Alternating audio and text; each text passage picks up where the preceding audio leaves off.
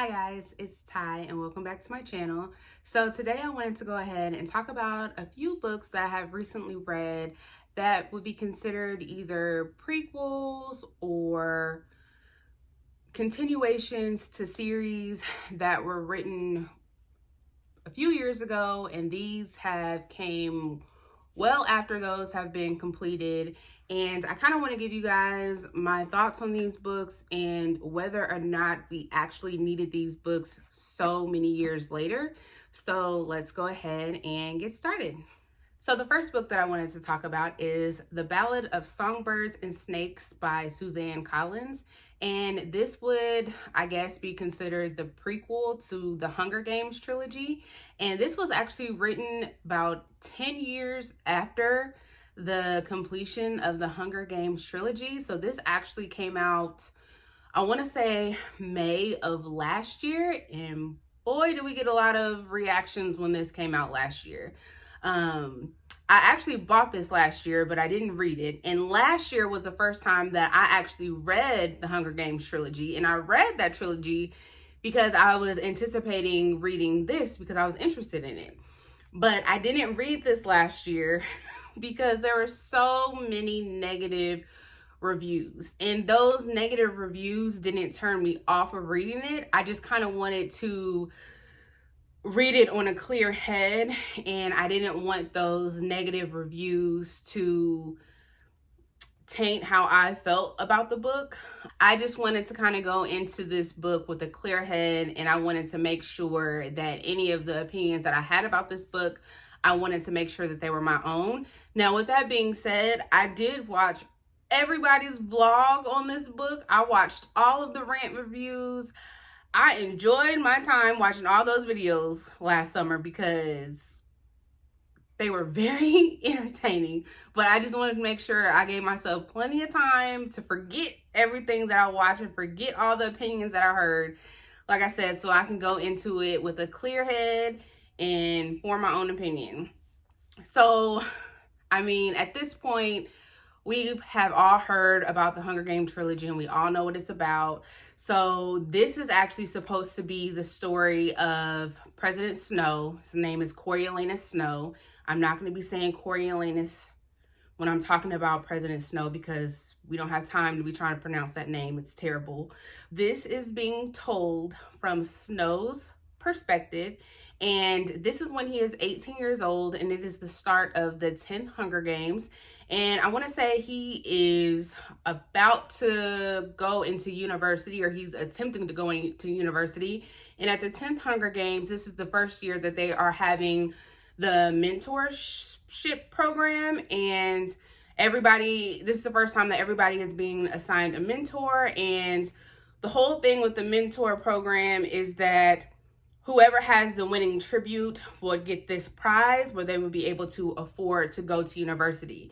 And we are told very early in this story, and we are told throughout the story, that Snow's family is extremely poor. If you don't know anything in this story about Snow, you will definitely know by the end of the story that his family is poor. We are beat over the head with that fact.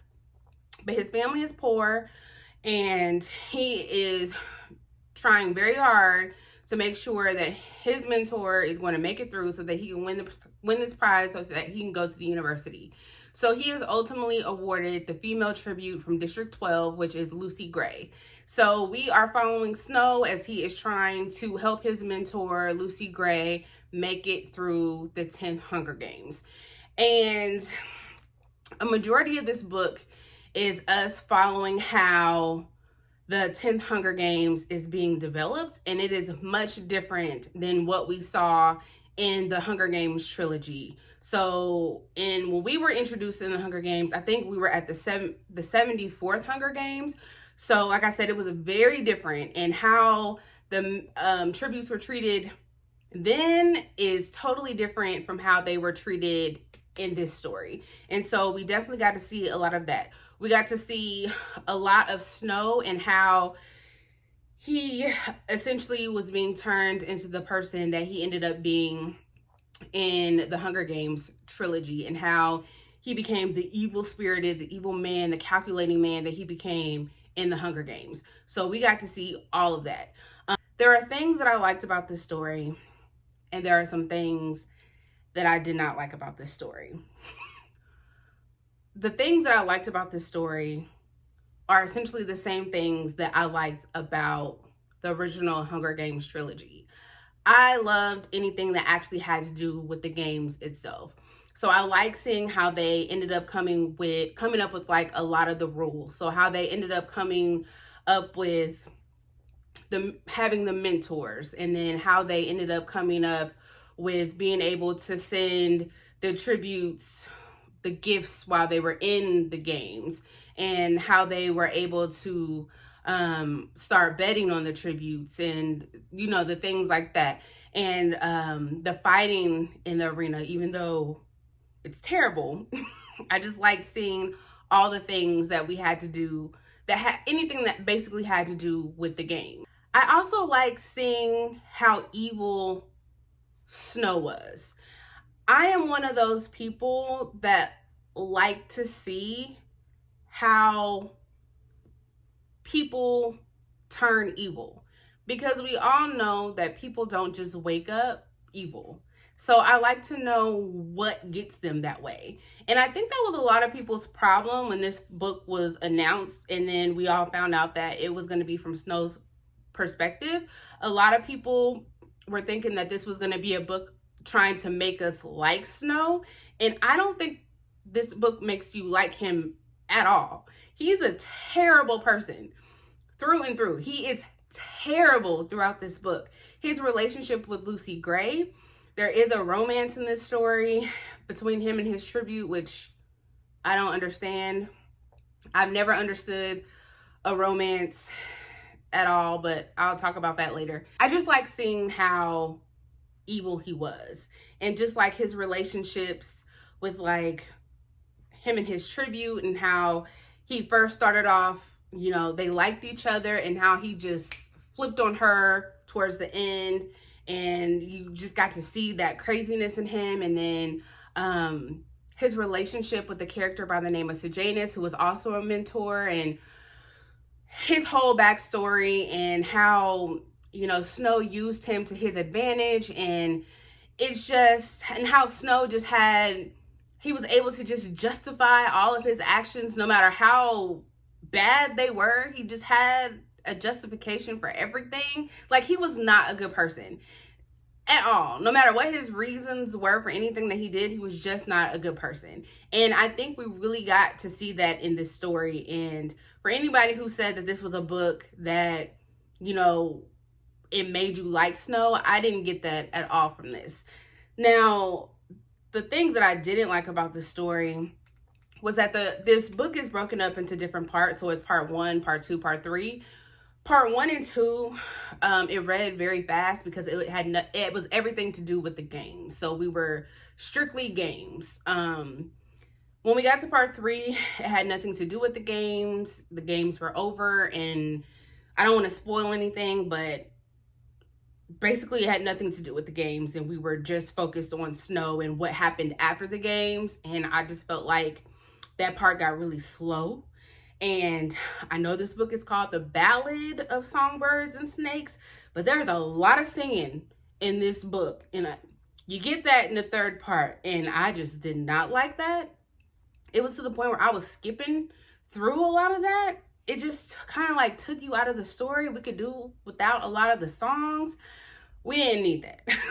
We didn't need that at all. And I know I mentioned it a little bit before, but the relationship between Lucy Gray and Snow, there was like a bit of a romance, which I never really understood the romance in this book, and I never understood any of the romance in the Hunger Games, period. Because in this sort of world where at any moment you could like die, or you could be sent in the Hunger Games and die, I just wouldn't be concerned about being in a relationship. Like, that would be the furthest thing in my mind. I would just be worried about trying to live every day, not trying to fall in love.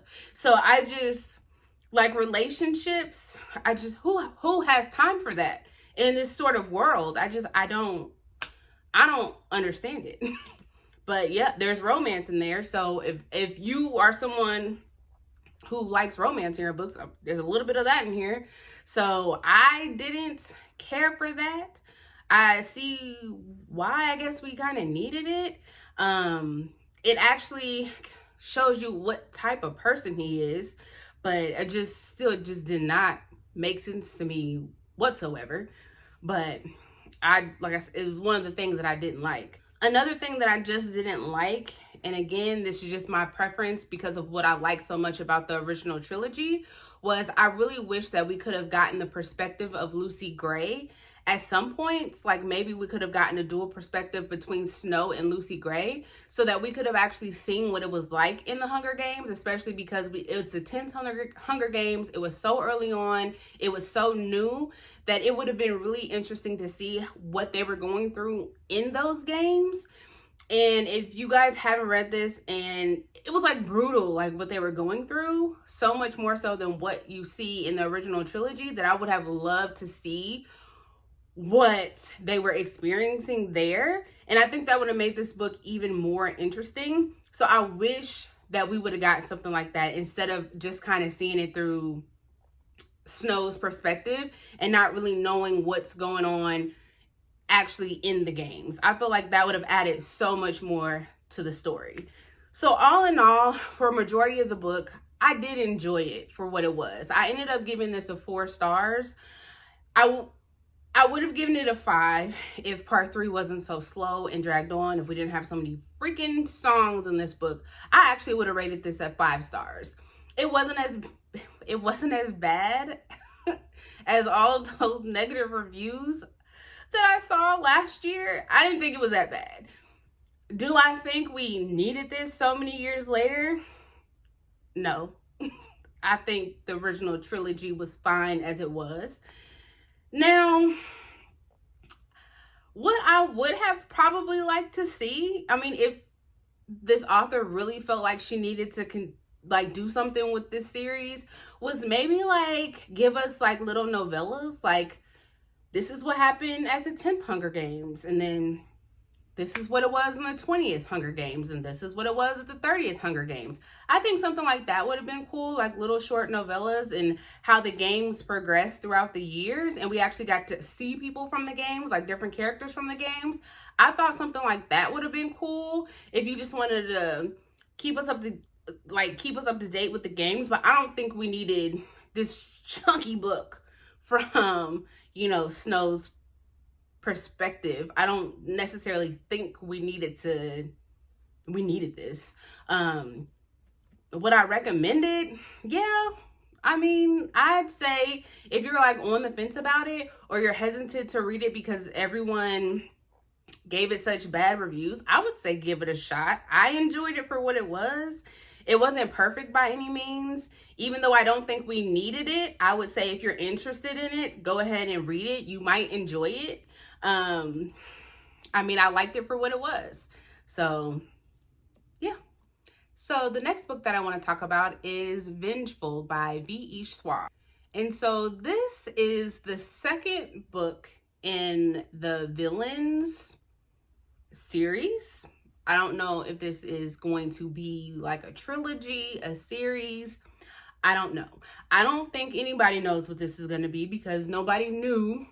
I don't think anybody knew that we were even going to get this second book. I think we all thought this was going to be a standalone. So if you don't know, the first book in this, I don't know if this is going to be, is Vicious, also by Ve Schwab. And before I read Vengeful, I actually reread Vicious because Vicious is actually one of my all-time favorite books. I love this book, and this was my second time reading this book, and I was nervous to do a reread because I didn't know if I was going to like this book as much as I did the first time, and I absolutely loved it. And if you don't know, this is the story about two main characters by the name of Victor and Eli, who are in college, and Eli decides that he is going to do his senior thesis on extraordinaries, or EOs, where you have to have a near-death experience, and then once you are brought back, you have these special abilities, aka superpowers.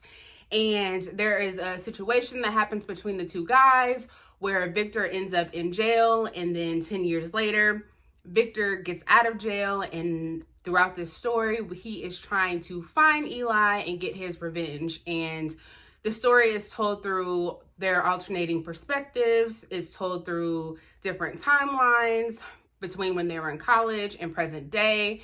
And it ultimately leads up to when they find each other, and that's basically the story. And I loved it. I love the characters.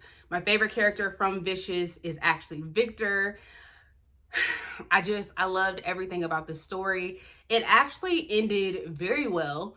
I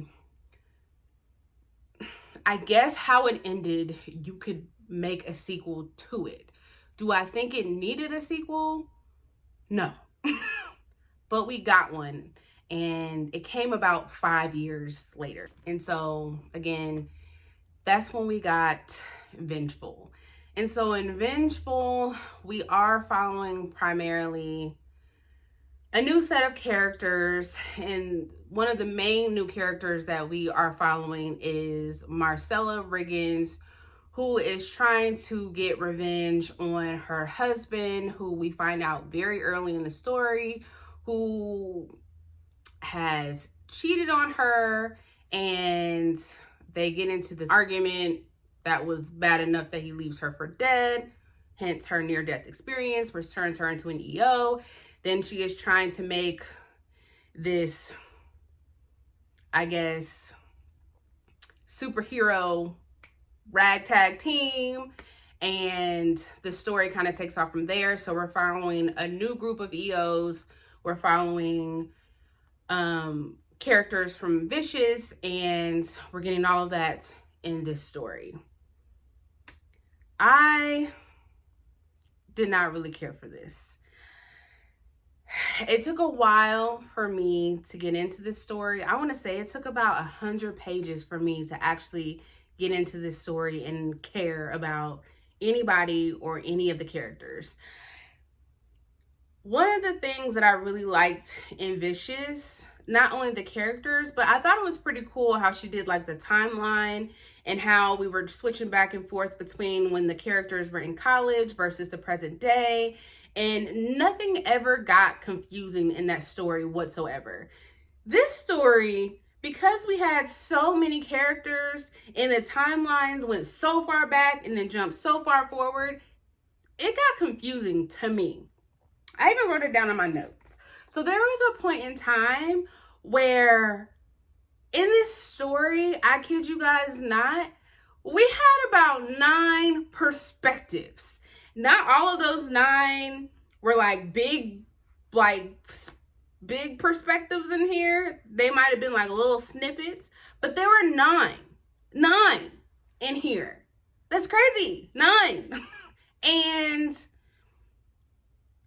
then the timeline jumps were huge. So we would go, there was a point in time where it was like 24 years later, 4 weeks ago, 20 years later, 2 weeks ago, 17 years later, 4 weeks ago. I was like, wait a minute, what? And then we were jumping from character to character to character. And I was like, I'm confused. And on top of all of that, which made it even worse, I just didn't care about some of the characters. And which made it even worse, some of the characters that I really enjoyed in Vicious, I didn't really care about them in this one. So it just, I don't think we needed this. I ended up giving this a 3 stars.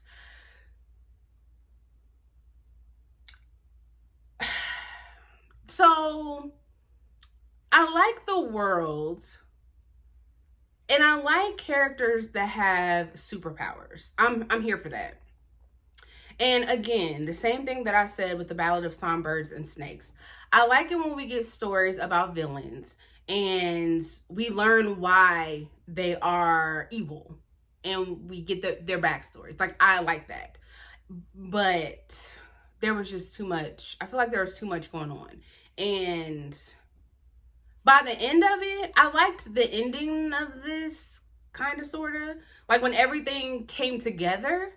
But it took a while for everything to come together because there was so much going on. And our main character, Marcella, I liked her in the beginning of the story, but by the end of it, I didn't like her. So it kind of sucks when you don't even like one of the main characters. So I didn't care for it. I gave it 3 stars just because, like I said, I like the superpowers. I ultimately like the world, but everything else, I just wasn't, I didn't care about it. I think she has a graphic novel series that's coming out with some of the side characters in this series, trilogy. I don't know what this is.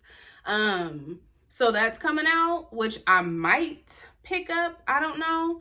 But I don't know if this is a duology, a series. I don't know what this is going to be. But if this continues, I don't know if I'm going to pick anything else up. As far as like the novels go. The graphic novels, I might check those out. But this was just okay. I don't know. I mean, if you really like Vicious, and I don't know if I would recommend this. I know some people, I feel like the reviews that I've seen and I read have been all over the place. So it's like a hit or miss with people. Some people really love it just as much as they love Vicious. Some people have not liked it so much. Some people have been middle of the road like me. I'm kind of like middle of the road, but maybe like middle lower of the road. I don't think we needed this at all. I think Vicious would have been a perfect standalone. It ended perfectly.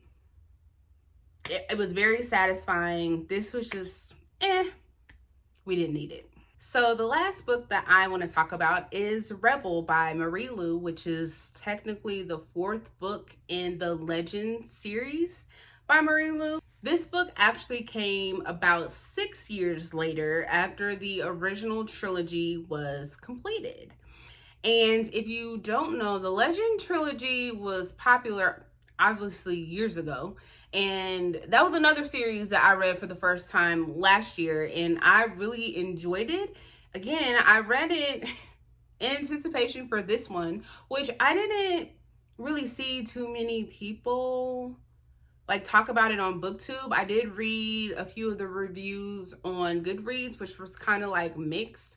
But just like a brief description on the Legend Trilogy, if you haven't heard about it, it is about, it's a YA dystopian novel, and it's about the United States that is split up into the Republic, which is the West Coast, and then the colonies, which is basically everything else. And in this world, these two like districts are fighting against each other. And then we have these 2 characters by the name of Day and June. They are 15 years old. They live in this society where you have to go through these trials where you are kind of like whisked away to the elite schools to be trained to be soldiers, or you're kind of just like taken off to be experimented on, or basically put on the streets. And so we have our main character, June, who is this really smart girl who's considered a prodigy, and she is trained to be a soldier. And then we have Daniel, aka Day, who is on the poorer side, who is living on the streets trying to take care of his family. There's this tragic situation that happens that brings these 2 together. The story takes off from there. We have that trilogy. This takes place 10 years, I think like 10 years later. And this is the story of Day's brother, Eden. And in that original trilogy, in the original Legend trilogy, Eden was experimented on. His eyes were like experimented on. So he was like partially blind. And so they ended up moving out of the Republic, and they are now living in Antarctica. Eden is finishing up university, and the story is basically about Day working for this AIS government agency where they are tracking down this criminal by the name of Dominic Hahn, who is trying to develop this special device that he wants Eden to help him work on, and Day is trying to track him down. The story takes off from there.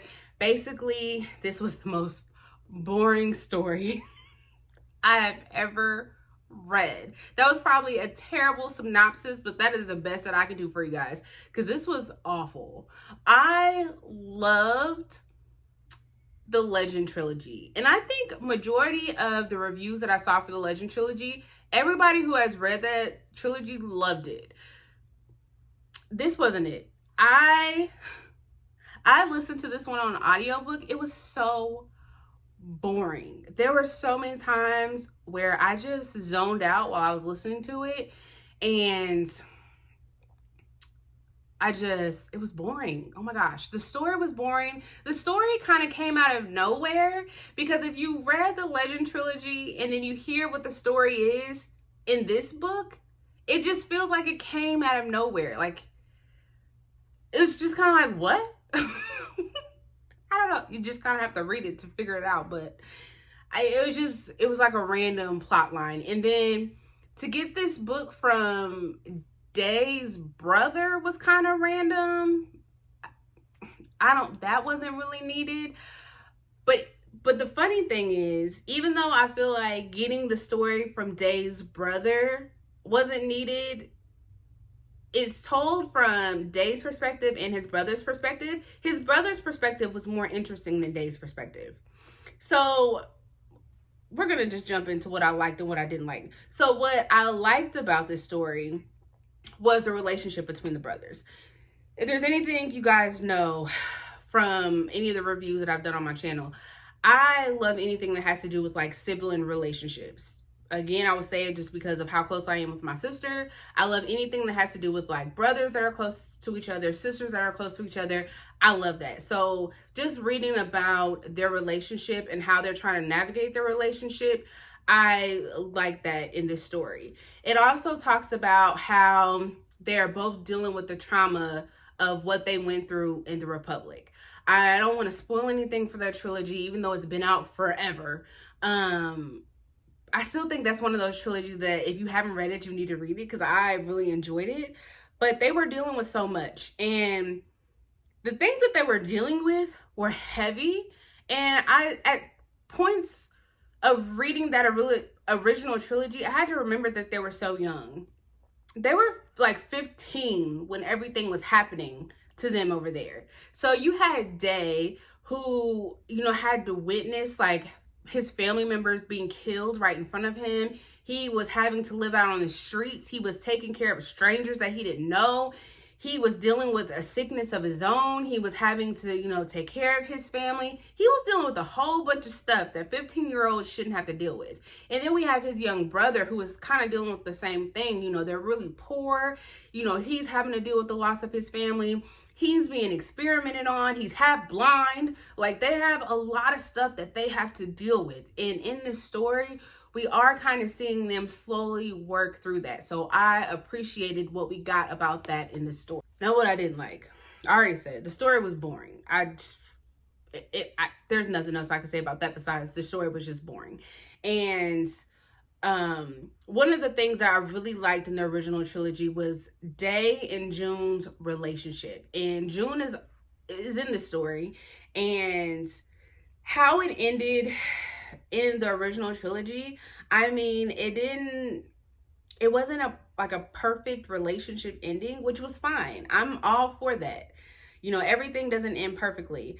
But then we get to this story, and they're both in it, and he was just annoying when it came to his feelings and how he talked about June. Oh, I still love June. Oh, I want to talk to June, and oh, I want to tell her how I feel, and oh, this and oh, that. And it's like, dude, it's 10 years later. You're so much older. You should be way mature by now. Just tell her how you feel. Like, I was so sick of being stuck in his head and about how he wanted to tell her how he felt. It's just like, just tell her. It was so annoying. It was so annoying. And I just, oh God. If you couldn't have guessed it, we did not need this at all. And if you're just someone who was just so infatuated with June and Day and you just wanted to know what happened to them, this book is almost 400. This is almost 400 pages. If you want to know what happened, all you want to know is what happened to June and Day, go to page 376. If that's all you want to know, 376. Save yourself the trouble and go to page 376, and that will sum up everything you need to know about what happened to June and Day. You're welcome. Did we need this? No. Well, guys, that is all that I have for you today. So please remember to like, share, and subscribe, and I'll see you guys next time. Bye.